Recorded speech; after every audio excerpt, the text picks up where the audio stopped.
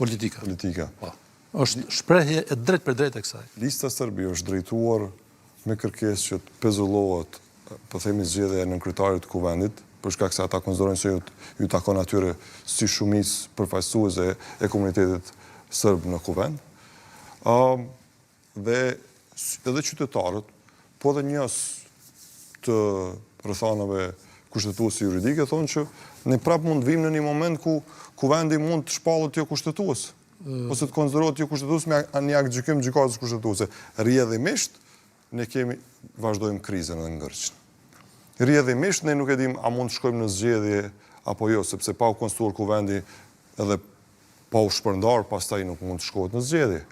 Pra jemi në një, po themi rreth vicioz qark që supervizim. Dhe nëse do ketë vendim të kushtetuesës, natyrisht që kriza do zgjatet.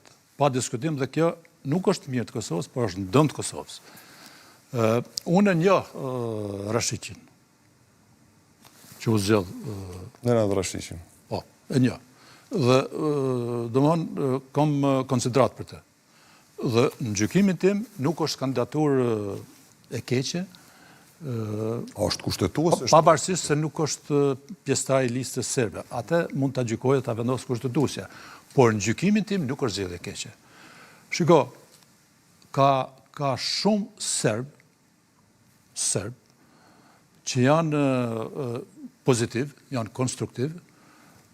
Slobodan Petrović, nuk e di a ke njoft. Po, absolutisht.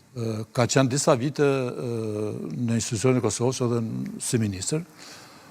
E kom njoft dhe kom mik.